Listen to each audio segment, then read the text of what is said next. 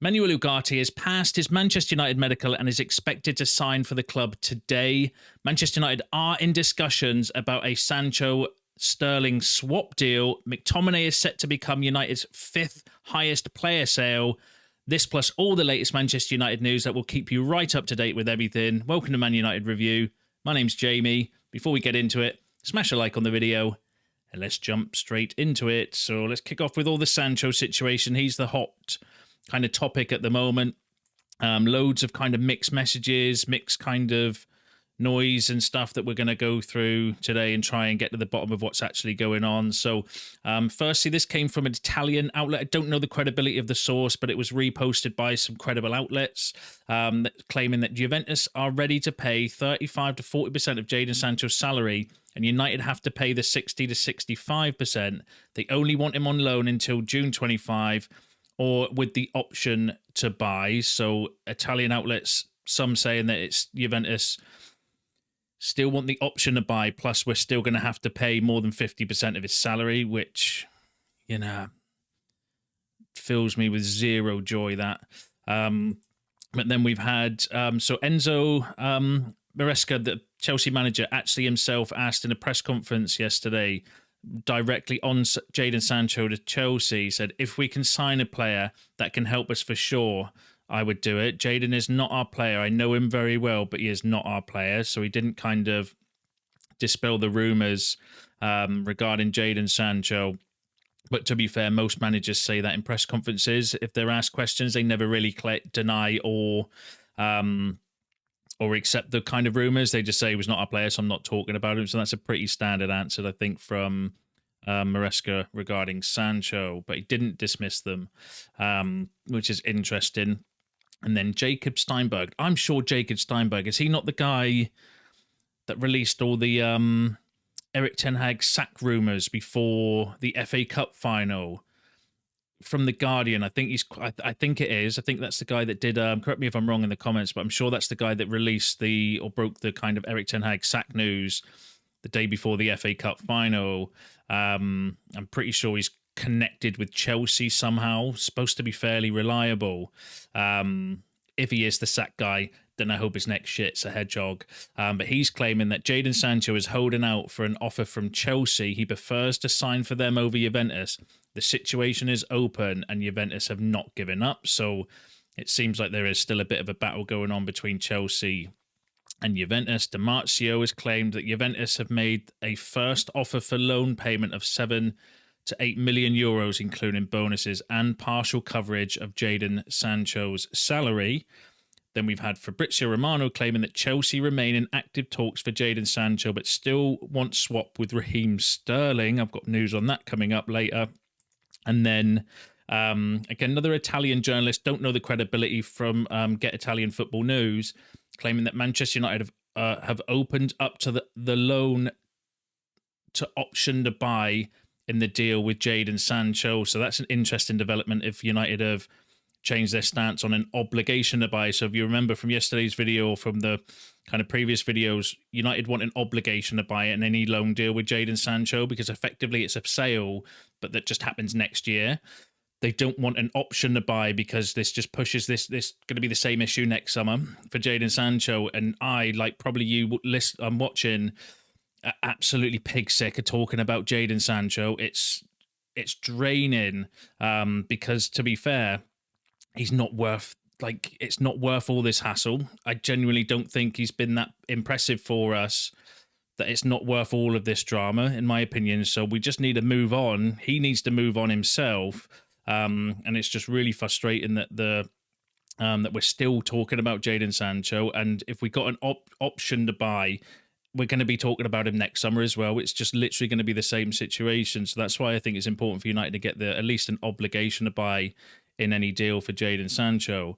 But just to kind of summarize those news stories, Chelsea is still in the race, according to Fabrizio Romano, who's the most credible of those kind of journalists that we went through. Juventus are obviously pushing hard and in clear negotiations. So I think we're in negotiations with Juventus probably more than Chelsea, but Chelsea have made an offer possibly with a Sterling swap that United are considering. And it's just a case of wait and see. We've got 48 hours left of the transfer window, so something's going to going to kind of give today or tomorrow. I just hope we can get some kind of deal.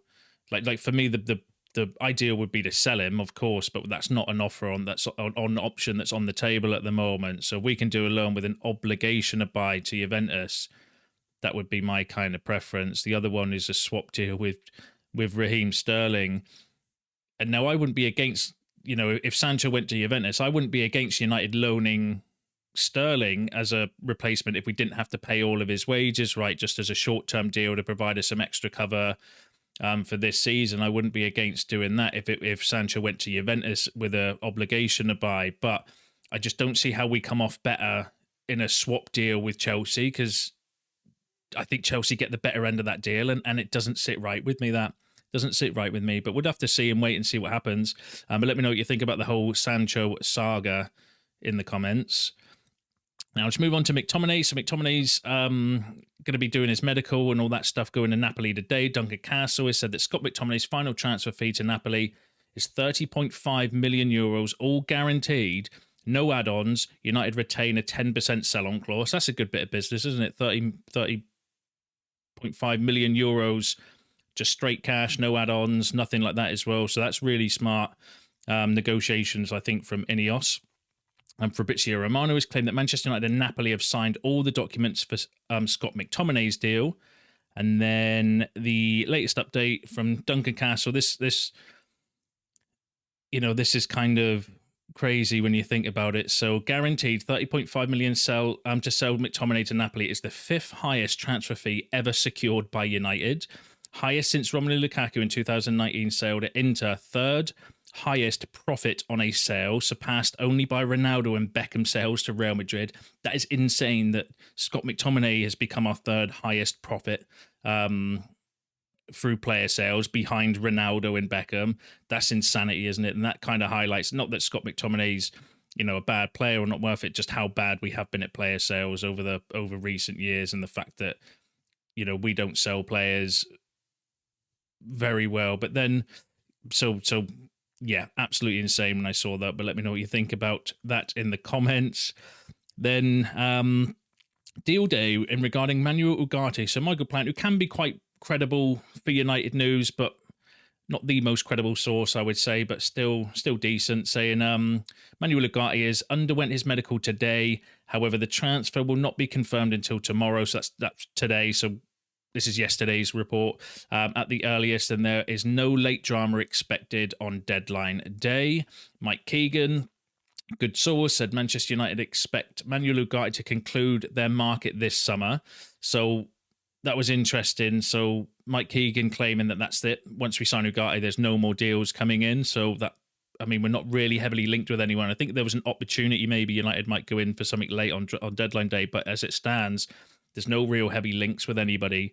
But we'll have to wait and see how that develops in the next couple of days. And then Fabrizio Romano has said Manuel Ugarte has successfully completed the main part of his Manchester United medical at Carrington.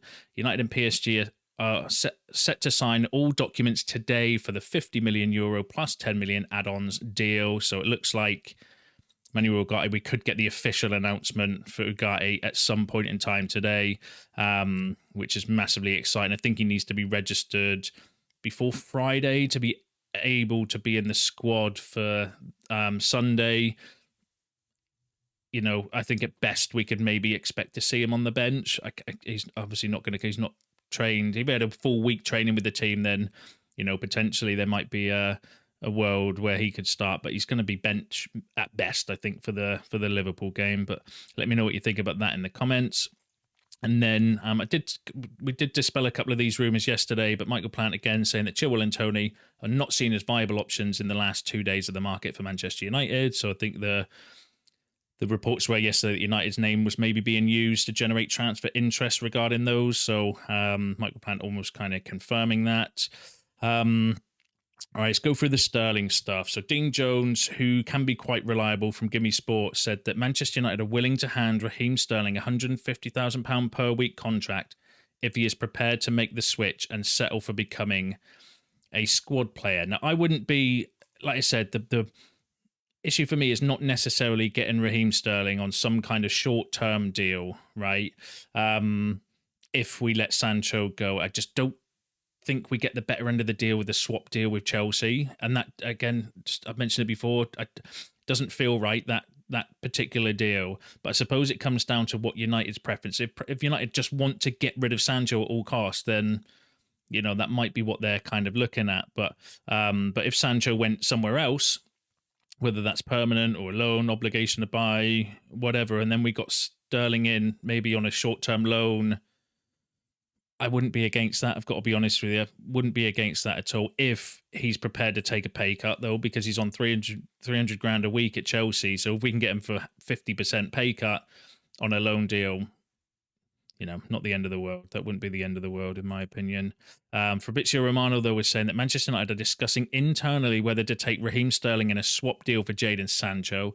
Eric Ten Hag, the board, and Dan Ashworth are all considering the options. So Romano's saying that is actually a viable option for United, depending on, obviously, I think that would depend on what's on the table from other clubs and Juventus. And remember, David Ornstein the other day did say that there are other teams interested in Sancho, so we could still get some late bids from other teams, Saudi teams. Come on, you must want Jadon Sancho.